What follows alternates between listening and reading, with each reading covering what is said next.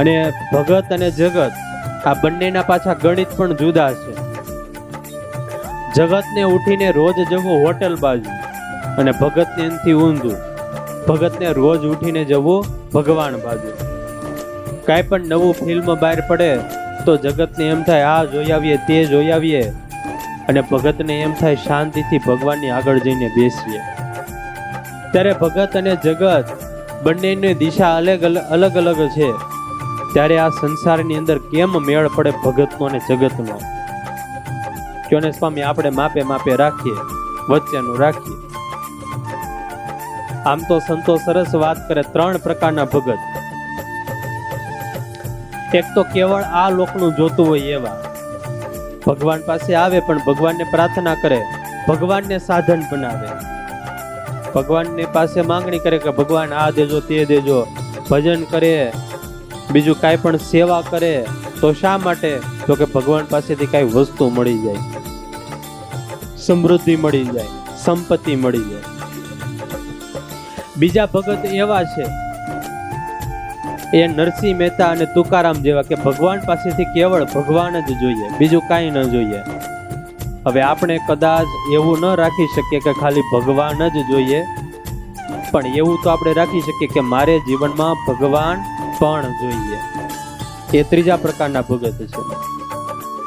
ત્યારે આપણે બંને વસ્તુ 50-50% ભગવાનની જોઈએ અને બીજી વસ્તુ પણ જોઈએ. અને ભગત અને જગત આ બંનેના પાછા ગણિત પણ જુદા છે. જગતને ઉઠીને રોજ જવું હોટલ બાજુ અને ભગતને એનાથી ઊંધું. ભગતને રોજ ઉઠીને જવું ભગવાન બાજુ. કાંઈ પણ નવું ફિલ્મ બહાર પડે તો જગતને એમ થાય આ જોઈ આવીએ તે જોઈ આવીએ, અને ભગતને એમ થાય શાંતિથી ભગવાનની આગળ જઈને બેસીએ. ત્યારે ભગત અને જગત બંનેની દિશા અલગ અલગ છે. ત્યારે આ સંસારની અંદર કેમ મેળ પડે ભગતનો અને જગતનો? કયો ને સ્વામી, આપણે માપે માપે રાખીએ, વચ્ચેનું રાખીએ. આમ તો સંતો સરસ વાત કરે, 3 પ્રકારના ભગત.